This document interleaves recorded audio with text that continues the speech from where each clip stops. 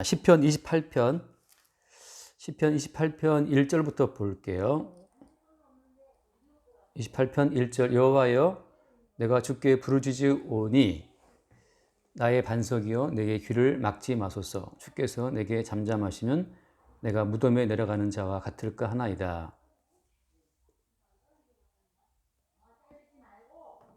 그 다음 읽어보실래요? 한번? 네. 내가 주의 성소를 향하여 나의 손을 들고 주께 부르짖을 때에 나의 간구하는 소리를 들으소서. 악인과 악을 행하는 자들과 함께 나를 끌어내지 마옵소서. 그들은 그 이웃에게 화평을 말하나 그들의 마음에는 악독이 있나이다. 저희의 행사와 그 행위의 악한 대로 갚으시나 저희 손에 지은 대로 갚아 그 나라를 것으로 보응하소서. 그들은 여호와께서 행하신 일과 손으로 지으신 것을 생각하지 아니하므로 여호와께서 그들을 파괴하고 건설하지 아니하시리로다. 몇 가지 볼게요. 아무튼 제가 갖고 있는 성경이 굉장히 옛날 거라서 좀 다르죠. 예. 좀 말이 달라요. 비슷해요. 괜찮아요. 예. 내가 주께 부르짖는다라고 말할 때, 이 부르짖는다고 하는 것은 내 존재의 어떤 안정감이 지금 깨진 상태를 말하잖아요. 내가 생각하는 내 존재의 안정성이 깨졌을 때 우리는 이제 부르짖게 되죠. 불평하거나 원망하거나 부르짖거나 아무튼 다양한 반응이 나와요. 어쨌든 간에 중요한 것은 우리 존재의 어떤 안정감 자체를 깨뜨리시는 분은 주님이라는 사실이에요. 왜냐하면 주께서 어떤 사건을 통해서 우리 안정감을 깨지 않으면 우리가 꿈에서 깨지를 못해요. 지금 사는 이 세상이라는 꿈에서. 그러니까 뭐 사고가 나든 아니면 어떤 만남을 통해서 내가 어떤 뭐 스트레스를 받든 간에 아무튼 내가 생각한 내 존재의 안정성을 매일 주님은 잘 깨시는 거거든요. 그러니까 내 존재의 안정감을 깨임으로 말미암아서 이게 꿈인가? 이게 생시인가? 현실인가? 그 현실에 대한 어떤 주님께서 각성을 시키시는 건데, 그러니까 내가 생각하는 계획과 내가 생각하는 꿈이 그대로 이루어진다고 하는 것은 하나 이제 망상이라 할 수 있어요. 일종의 꿈인데, 환상인데, 환상. 그 허구의 세계에서 우리를 끄집어내기 위한 방편은 우리가 생각하는 그 허구의 세계 속에서 우리가 누리는 그 안정감을 주님 깨뜨리시는 거죠.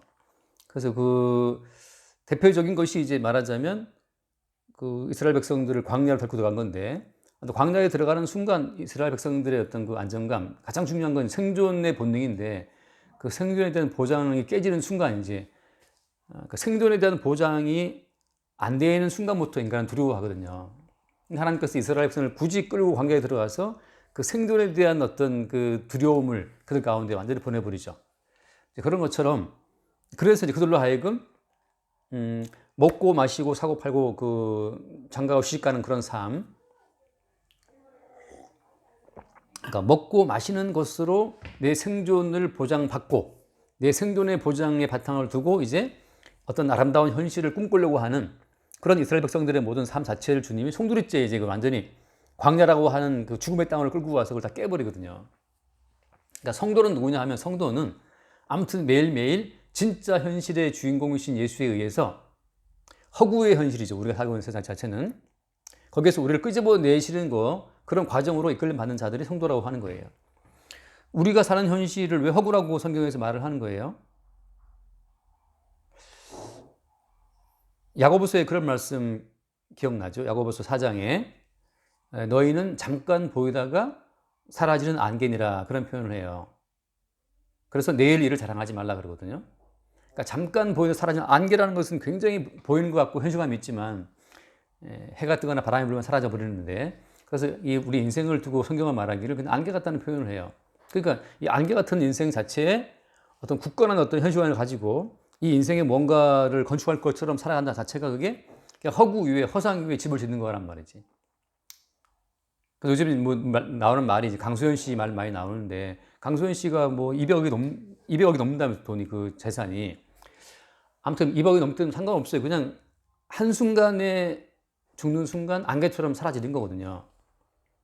그러니까 성경에서는 계속해서 너희는 잠깐 있다가 그 사라지는 안개 같다라고 표현을 하고, 그럼 영원한 것은 뭐냐? 영원한 것은 어제나 오늘이나 또 영원토록 동일하신 것은 우리 주님이신데, 그 다음에 또 풀은 그 마르고 꽃은 떨어지지만, 그 다음 뭐라고 했어요? 풀은 마르고 꽃은 떨어지지만 하나님 말씀은 영원하다. 그런 표현을 하거든요. 그러니까 우리 인생은 꽃처럼 그냥 떨어질 인생이란 말이지. 그래서 성경에서는 영원한 그 살아있고 영원한 그 말씀의 세계가 현실이라고 이야기를 하고, 내가 구상하는 세계 있잖아요. 내가 내일 뭐하고 다음 달에 뭐하고 나는 이런 인생을 살고 싶고, 내가 가지고 있는 그 I have a dream, 내가 가지고 있는 그 모든 꿈의 현실을 성경에서는 그냥 하나의 허구, 안개처럼 취급을 해요. 성도는 뭐냐? 성도라고 하는 것은 이 세상의 꿈에서 깨어난 자. 근데 스스로는 못 깨어나죠. 그러니까 이제 성령으로 말미암아서 십자가의 사건이 적용이 될 때, 그거예요. 성령으로 말미암아 십자가의 사건이 우리의 일상 가운데 적용이 될 때, 그때 이제 우리 가운데 뭐가 생겨요? 죽게 부르짖는 이 부르짖음이 생긴다고 하는 거죠. 왜냐하면 십자가의 사건이 우리가 생각하는 우리 이 세상의 현실의 이 꿈 자체를 깨버리니까. 그래서 예컨대 다윗이라는 사람은 되게 편안하게 살고 싶었단 말이에요. 편안하게 살고 싶었는데 실제 다윗은 편안하게 살지를 못하고 어떤 낯선 현실에 이제 끌려 들어가죠. 그 낯선 현실에 끌려 들어가는 그 과정 전체가 이게 다윗의 인생인데, 그 낯선 현실에 들어갈 때마다 다윗에게 시가 나온다고 제가 말했잖아요. 시가 나온다고. 1절 말씀처럼 여호와여 내가 주께 부르짖는다고 하는 거, 부르짖음이 난다고 하는 거죠. 내가 생각하는 내 일상이 자꾸 무너져 가니까, 왜 자꾸 내 일상이 무너져 가는 것이냐 말이지. 그 무너지는 내 일상 때문에 주께 부르짖게 되고, 그 부르짖는 과정을 통해서 어떻게 돼요?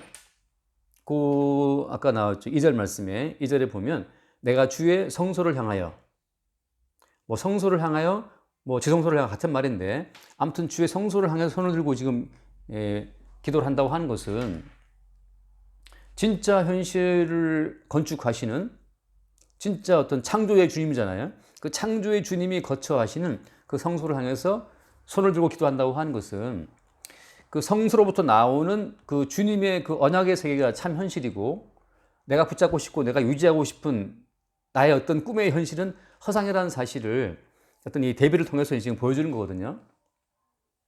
그러니까 우리는 멀쩡하게 날아온 어떤 십자가의 사건 때문에 내가 생각하는 어떤 일상이 무너질 때 우리 이해를 못하죠. 힘들죠. 그래서 왜 이런 일이 내게 벌어지는가를 이제 우리는 막 되게 좀 이제 짜증낼 수도 있고 불만할 수도 있고 힘들어할 수도 있어요. 지난번에 되게 그 햇빛 좋은 날 그 이불 빨래를 했는데, 이불 빨래를 하고 했는데 이게 탈수가 안 되는 거예요. 그래가지고 난감하더라고. 이불을 따라놨는데. 그래서 결국은 그 물이 흐르는 걸 그냥 들고 이렇게 널었어. 널었다고. 근데 그때 너무 화가 나는 거야, 이제. 그래서 탈수를 2번, 3번 해도 계속 안 되는 거예요. 나는 빨리 나가봐야 되는데. 그래서 막 이제 성질이 났단 말이지. 그 짧은 순간에 또 이제 말하자면 이제 죽게 부르짖는 순간이 생기는데, 왜 나한테 이런 일이, 난 지금 바쁜데 할 일이 많은데 이런 식으로 말이죠. 그 사소한 사건부터, 아니면 이제 고속도로 진입하기 전에 기름 넣으려고 차 기울서로 들어가는 순간 다른 차에 받쳐가지고 이제 사고 난 그런 것부터. 근데 그건 쌍방 과실 아닌가? 제가 100% 봤어요. 제가 1차선에 있었기 때문에. 그런가? 저도 예전에 가다가 차선을 바꾸려고 들어가는 순간 트럭이 와서 쳤어요. 내 눈앞에서 내 차 범퍼가 붕 날아가더라고. 거기 보였거든. 차 타이어 펑크 나고. 근데 그냥 둘이 서로 합의해서 끝났어요. 그러니까 웬만하면 100대 0은 없는데, 그러니까. 한 조금이라도 이렇게 저쪽에 뭐 그걸 물리는데, 이제 그 블랙박스를 보고 이제 판정. 이런 과실은 이렇게 주장할 수가 없다. 그렇게 얘기하죠. 다행히 이제 다치질 않았으니까 저쪽에서도 뭐 그렇게 불쾌하게 그러진 않고, 어쨌거나 이제 차 고친 거에 대한 보상 다 해주고 병원 뭐 관련 가고인데, 만약에 그 사람들이 이제 병원 가기만 해도 이제 진단서를 끊으면 그게 또 할증에 되게 그렇죠. 되는데, 진단서 안 끊고 그냥 근데 그러니까 저는 아팠는데 사실 막 되게 몸이 좀 이렇게 충격이 있었는지 며칠 되게 그랬는데, 그쪽에서 보험 처리를 못 해주는 거죠.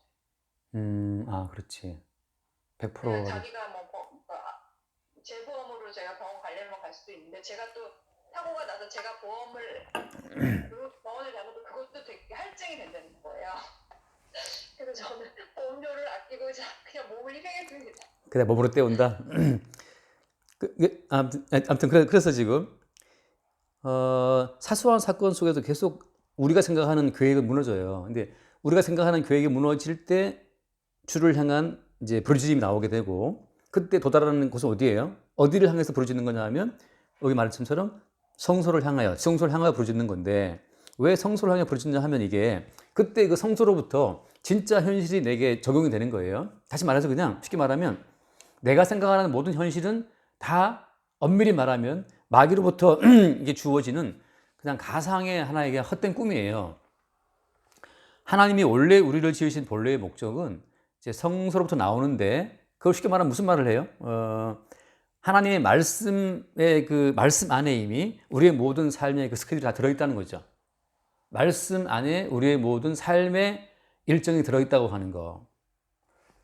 예를 들어서 그걸 뭐라고 표현해요? 그 시편 그 뒤에 나오지만 시편 그 104편인가 보면 요셉 이야기를 하면서 시편 105편 시편 105편에 보면 그 17절에 그런 표현을 해요. 105편 17절. 그가 한 사람을 앞서 보내셨으며 요셉이 종으로 팔렸도다. 그의 발은 착고를 차고 그의 몸은 쇠사슬에 매었으니 곧 여호와의 말씀이 응할 때까지라. 이 지금 요셉이 종으로 팔려간 사건, 다시 말하면 이제 신약적으로 말하면 십자가의 사건이 성령으로 말미암아 요셉에게 적용이 된 거예요.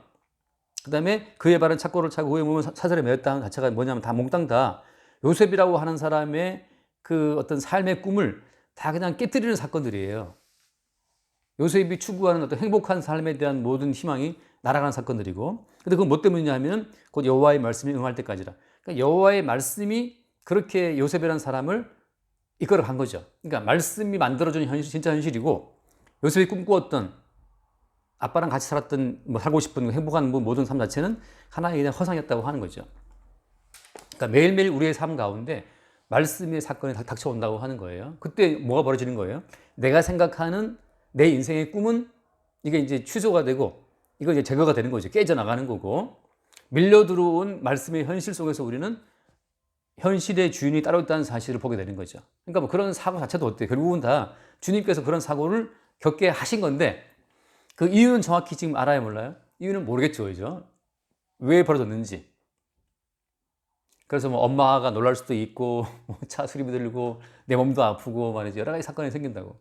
그 사건에 대한 모든 전모는 우리가 알 수가 없어요. 다윗도 지금 괴로운 게 뭐냐면, 왜 내가 이렇게 쫓겨야 되는 건지, 왜 사울이 나를 미워하는 것인지, 뭐 그런 만남의 사건 속에서 벌어지는 아픔, 여기에 대해서 다윗도 지금 이해를 못 해요.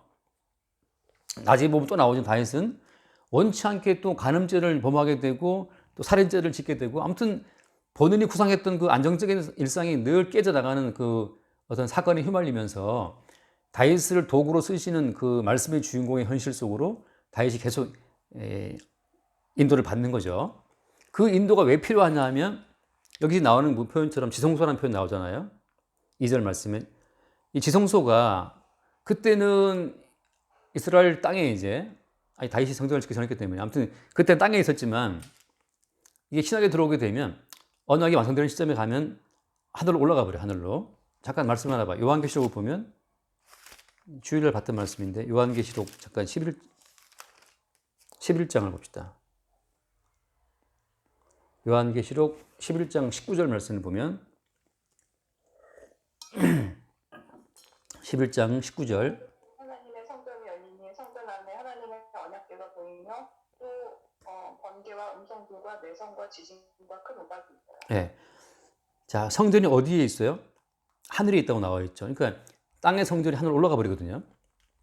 자, 이 땅의 성전이 하늘로 올라가는 과정을 통해서 그 성전을 향하여 부르짖었던 다윗도 같이 따라 올라가는 거예요. 구약에 나와 있는 성전과 예루살렘 다 이게 하늘로 나중에 올라갑니다. 이게 땅에 있는 모형들이기 때문에 실제는 하늘에 있는 거예요.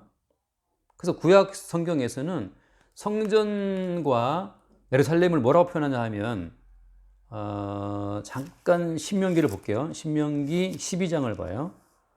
신명기 12장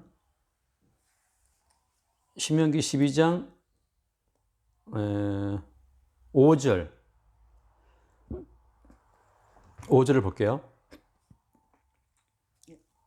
오직 너희 하나님 여호와께서 자기의 이름을 두시려고 너희 모든 지파 중에서 택하신 곳인 그 계실 곳으로 찾아 나가서 이렇게 이거 지금 성소를 말하는 건데 여호와께서 뭘 두시려고? 자기의 이름을 두시려고 택하신 거라는 거죠. 그 성전이라고 하는 것이.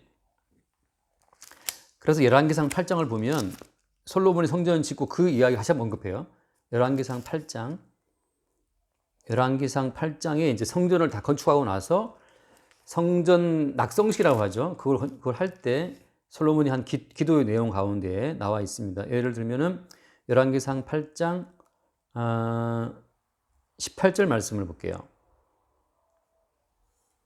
제가 긴 고로 책붙이 내전 앞 통로에서 잠깐만요. 잠깐만. 지금 거기 8장 아니야. 열왕기상 8장. 열왕기상 8장 18절.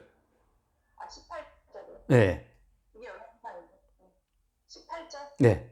여호와께서 내 부친 다윗에게 이르시되 네가 내 이름을 위하여 전을 건축할 따름이 있으니 이 마음이 네게 있는 것이도다.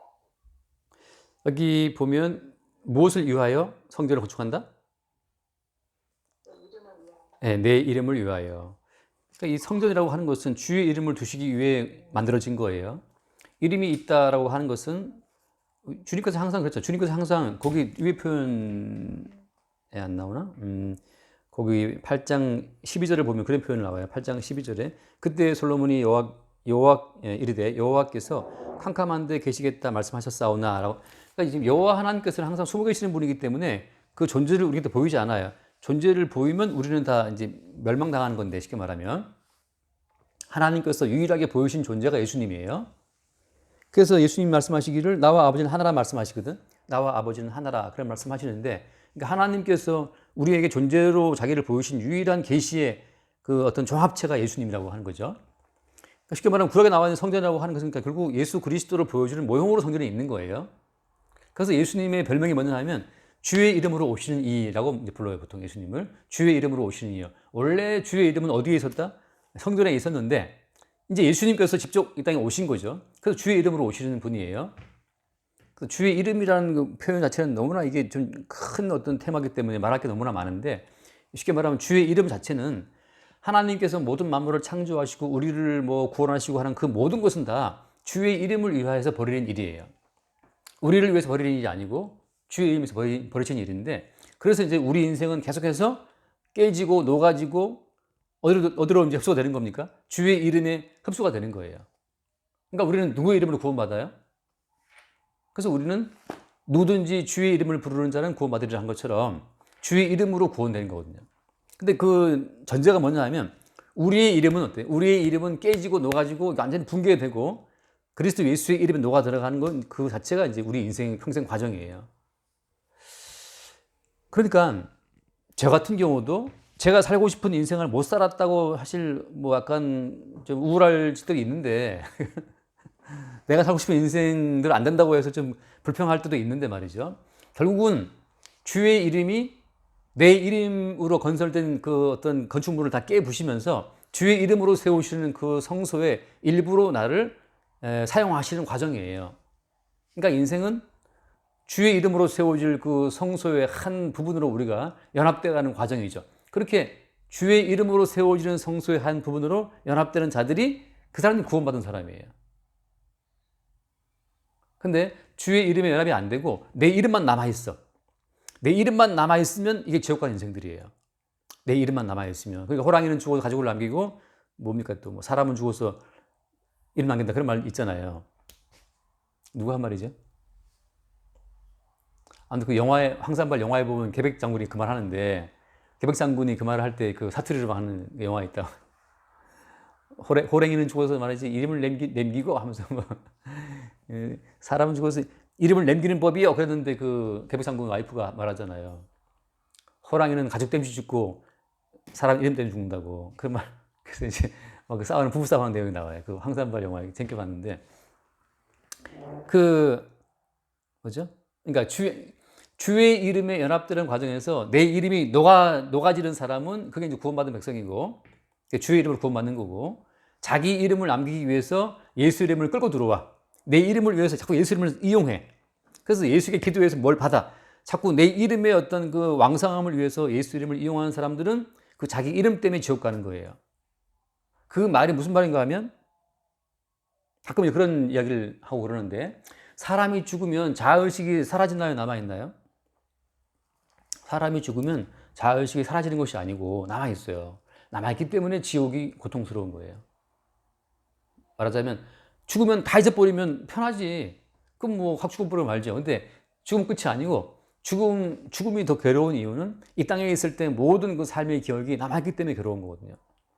끝없는 후회, 네. 끝없는 원망, 끝없는 불평 남아있어요. 끝없는 어떤 그 아쉬움이 남아있고. 아무튼 이 땅의 삶이, 치매가 걸려? 예? 사람은 어떻게 좀 치매? 다 살아나죠. 치매 걸려도. 다 살아나요. 잘 살아나요? 예. 부활이라고 말할 때는 심판을 위한 부활이 있고 생명을 위한 부활이 있는데 이 생명을 위한 부활은 예수의 이름에 연합된 자들의 부활이기 때문에 그들은 예수 그리스도를 머리로 해서 전체 모든 인생이 딱 재해석이 돼요. 말하자면 지금 현재로서는 수영자매가 왜 내가 차선을 바꾸다가 옆차 받쳐가지고 사고가 났는지 지금 뭐 사실 모르거든, 그게. 언약 안에서 그 사건의 의미를 지금 몰라요. 근데 이제 생명의 부활을 하게 되면 그리스도 예수의 머리에 연합된 지체이기 때문에 그리스도 예수에 의해서 모든 인생이 다 새롭게 다 해석이 되고 조명이 돼요. 그럼 그 순간에는 모든 삶의 여정 하나하나가 다 사실 그게 놀라운 어떤 하나님의 그 인도가 있었기 때문에 거기에 어떤 감사가 있고 감격이 있고 기쁨이 있어요. 반대로 자기 이름으로 살다가 자기 이름만 강화시키다가 죽은 사람들은 자기 이름의 확대만 살아왔기 때문에 자기로서 모든 삶을 보던 그 관점을 못 버리거든요. 그게 자기에게 갇힌 사람만큼 괴로운 게 없어요. 자기의 암호에 갇힌 사람은 끝없이 자기를 죽이고 또 죽여도 자기가 용서가 안 돼요. 유다가 자살하잖아요. 목을 메고 자살하는데 왜냐하면 본인이 용서할 수 없기 때문에. 말하자면 그 자기의 자아에 갇힌 사람은 엄밀히 말하면 그 속에 누가 있는 거죠? 엄밀히 말하면 마귀가 붙어 있는 건데, 귀신이 붙어 있는 건데. 그러니까 귀신과 마귀라고 하는 것은 하나님의 세계 따위 인정하지 말고 너의 세계를 구축하라. 이게 이제 마귀의 미혹이라고. 그러니까 하나님이 동산 과일 먹지 말라 그랬어? 아, 그냥 먹어도 괜찮아. 먹어 한단 말이죠. 그러니까 하나님의 세계를 인정하지 않고 내 세계를 구축하기 위해서 선악과를 끌고 들어올 때 거기에 같이 마귀가 들어오는 거거든요. 그러니까 마귀와 귀신이라고 하는 것은 끝없이 인간을 자기 세계에 갇혀 있게 함으로써 그 속에서 마귀는 어떤 자양분을 얻고 살아가는 거거든요. 그래서 원래 지옥은 누구를 위해서 만들어졌다고 성경에 나와 있어요? 원래 지옥에 설교할 때 하나님께서는 그런 표현을 써요. 마태복음 25장인가? 4장인가? 25장에 보면 그런 표현을 써요. 41절에. 25장 41절. 또 왼편에 있는 자들에게 이르시되 그 저주를 받은 자들아 나를 떠나 마귀와 그 사자들을 위하여 예비된 영원한 불에 들어가라. 그러니까 원래 마귀와 그 사자들을 위해서 예비된 영원한 불, 그게 지옥인데 왼편에 있는 염소의 족속들을 그리 보낸단 말이죠. 결국은 마귀와 그 귀신들과 한 통속이라는 거예요. 그 자기의 이름이 빠진 자들이라는 것은. 그러니까 자기 이름을 위하여 평생을 살아왔기 때문에 모든 그 기억이 남아있게 되고 그 기억 속에서 끝없이 고통을 당하는 거죠. 그래서 제가 예를 든 것이 뭐냐면 가끔씩 예를 든 것이 그 나사로 거지와 부자 있잖아요. 부자가 이제 음부에 들어간다고. 그래서 거기서 물 한 방울이 아쉬워서 막 고통스러워 하잖아요. 그 물 한 방울의 그 고통이라고 하는 것은 살아있을 때 자기 이름으로 그냥 펑펑 마셨던 그 물, 마음껏 마셨던 그 물에 대한 기억 때문에 지옥의 물 한 방울은 더 고통스러운 거예요. 그 다음 또 부자가 뭘 고소하냐 하면 이 땅에 살고 있는 형제들을 또 형제에 대한 염려를 하거든요. 이 땅의 형제들한테는 제발 좀 여기 오지 못하게 좀 나사로를 보내서 미리 말해달라고 막 부탁한단 말이죠. 여전히 거기에서 형제들을 향한 연민이 살아있어요. 형제를 향한 연민이 살아있는데 그 형제를 위해서 아무도 못한다고 하는 고통. 우리 그런 말 하잖아요. 내가 막 배고픈 건 참겠는데 내 아이가 지금 병들어서 죽어가고 있다. 그걸 보는 어떤 그 엄마의 마음을 많이 표현한단 말이죠. 그래서 옛날에 뭐 어떤 또 효자 같은 경우 효자는 또 손가락 깨물어 갖고 자기 피를 저기 먹이게 했다면서요. 뭐 그런 말도 있잖아요. 그런 모든 연민, 그런 모든 애정이 있기 때문에 지옥은 괴로운 거야. 왜? 그 연민은 있으나 나도 저를 위해서 해줄 것이 아무것도 없어요. 그게 이제 말하자면 지옥인 거죠. 그래서 어쨌든 간에 이 말을 왜 했죠? 그러니까 성소라고 하는 것은 주의 이름을 두시기 위한 것이고 그 주의 이름에 연합되는 과정으로 주님은 계속해서 십자가의 사건을 보내서 우리 이름으로 설계되는 모든 일정들을 계속해서 주님께서 부정하시고 깨뜨리신다는 거죠. 요셉이 추구했던 아버지와의 단란한 삶을 깨뜨리고 종으로 오히려 팔려가게 해서 착고에 매이게 해서 고통에 빠지게 하는 거죠. 그러니까 말하자면 수영사미가 왜 뭐 독일로 돌아다니고 뭐 이탈리아로 가서 뭐 이렇게 세계가 좁다고 돌아다니는 말이에요. 그것도 어떻게 보면 내 꿈이라고 살 수 있지만 내 꿈에 머물게 되면 이 지옥과 가서 계속 이제 여러 가지 뭐 회환과 뭐 그 한탄한 거 막 다 몰려오게 되는데 이게 주의 이름에 근거해서 내 인생을 바라보는 그 새로운 사건이 올 때마다 이제 주의 이름 안에서 다시 내 인생을 새롭게 재조명, 재해석, 구성하게 되는 거죠. 아, 그때 이 일은 주님께서 이렇게 인도하신 것이었구나 하는 것을 계속 이제 알아가게 되는 거예요. 그런 식으로 다윗의 오늘 이 시편의 기도가 주의 성소를 향한 어떤 그 기도가 그렇게 이어진다고 하는 거예요. 그러니까 성도 입장에서는 매일매일 내가 품었던 내 꿈이 깨지는 십자가의 사건 속에서 고통스러워하는 것이 사실은 성도의 일상에 있어서는 상당히 자연스러운 거예요. 그래서 오히려 그러니까 내 계획대로 안 되는 그것이 감사한 거죠. 연주회가 뭐 2월 달에 있다. 그냥 뭐 잘 된 거예요. 그냥 어쨌든 내 계획 말고 다른 분의 계획이 나를 끌고 가고 있다는 사실을 그냥 보는 거죠. 그날 연주회를 망했다. 어떻게 해? 망한 거, 나는 잘하고 싶지만 어때요? 잘하고 싶지만 만약에 주님께서 주의 이름이 망하게 하시면 또 망하는 거예요.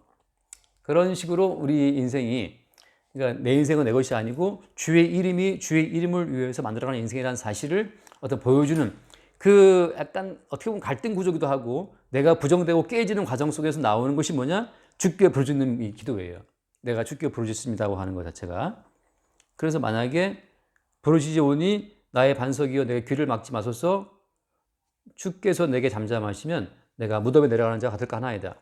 여기서 이제 지성소에서 나오는 말씀의 계획이 내게 다가오지 않으면 진짜 우리는 무덤에 내려가는 자처럼 죽는 고통스러운 거예요.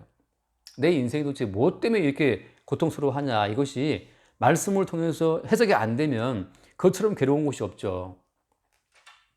그러니까 성경 공부를 하고 뭐 말씀 예배하고 하는 그 모든 과정 속에서 우리는 계속해서 우리 인생에 대한 주의 이름에 근거한 해석을 받을 때마다 다시 우리가 이제 이게 살아나는 거예요. 살아나는 거죠.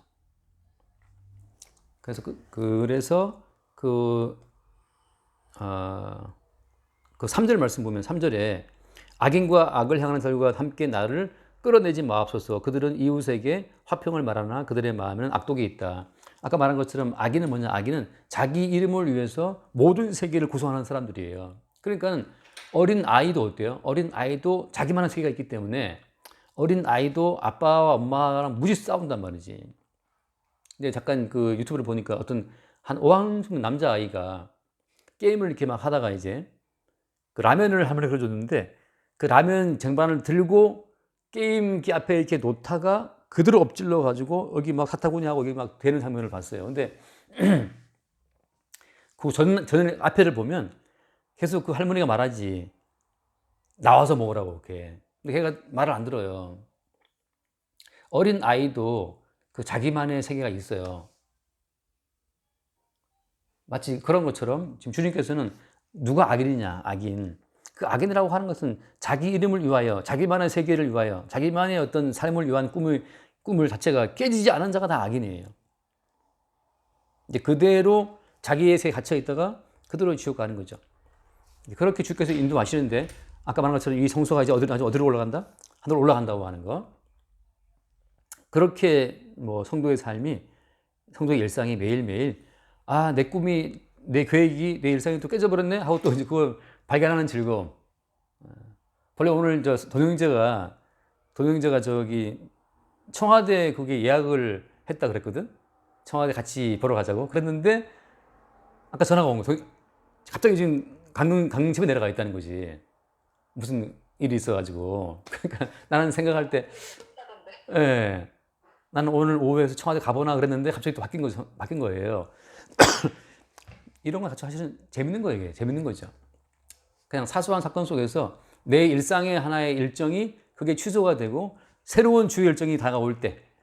그래서 결국은 이따가 성형후보 줌으로 하기로 했어요. 동영자하고. 원래 오늘 만나야 되는데. 오늘 만나서 청와대 보고 밥 먹고 이제 놀고 하기로 했는데 다 이제 된 거지. 그러니까 항상 주님께서 준비해 놓으신 그 이름이 작성해 놓으신 새로운 교회에 우리가 이렇게 끌어 들어간다고 하는 거. 그것이 어떻게 보면 성도의 어떤 한편 성도의 아픔이기도 하지만 그 성도의 즐거움이에요. 왜 아픔이냐면 내가 생각했던 내 일정이 깨져나가는 아픔이 있지만 다윗처럼 요셉처럼 또 한편으로는 주님께서 주면 새로운 일정에 합류하는 또 즐거움이 있다는 거지. 그게 성도의 즐거움이에요. 그래서 주님 하신 말씀처럼 나를 따라오려거든 자기를 부인하고 그랬잖아요. 주님께서. 그 자기 부인이 마냥 괴로운 건 아니라는 거지. 그 이제 주를 따라가는 어떤 즐거움을 우리 알아가는 건데 근데 끝까지 어때요? 끝까지 내 계획이 있으면 우리는 반항하는 자가 되죠. 그러니까 예를 들어서 베드로한테 이게 지금 딱 끝나고 40분 되면 딱 끝나더라고 이제 이 줌이. 근데 지금 왜 예상 시간 알려주지 않지? 남은 회의 시간 5분 40초. 아 떴어요 거기? 5분 빨리 끝내야겠다. 전에는 무한대였는데 갑자기 바뀌었어 어느 순간부터. 그래서 그래 그 시편의 시라고 하는 것은 그래서 내 세계가 무너지고 주님의 이름으로 이 계획된 새로운 세계를 발견하는 그 즐거움 속에서 이제 시가 나오는 거예요. 물론 즐거움이라고 말은 하지만 한편으로 볼 때는 이제 아픔이죠. 내 세계가 무너지는 아픔이기 때문에. 그러니까 요셉 같은 경우에 가족으로 배신당하는 것도 포함해서 그런 상황 속에서 네, 그 말을 했구나. 베드로 같은 경우에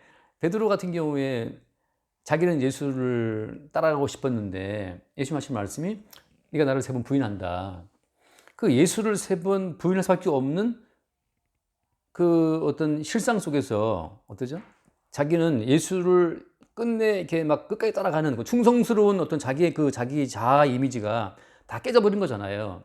예수를 3번 부인하는 어떻게 보면 파람치한 제자로 그렇게 충성스러운 제자로 이름을 남기고 싶었으나 끝까지 예수를 위해 목숨 바친 제자로 이름을 남기고 싶었으나 마지막에 3번 부인해버리는 부끄러운 어떤 역사를 남기게 되거든. 근데 그것이 주의 뜻이었잖아요.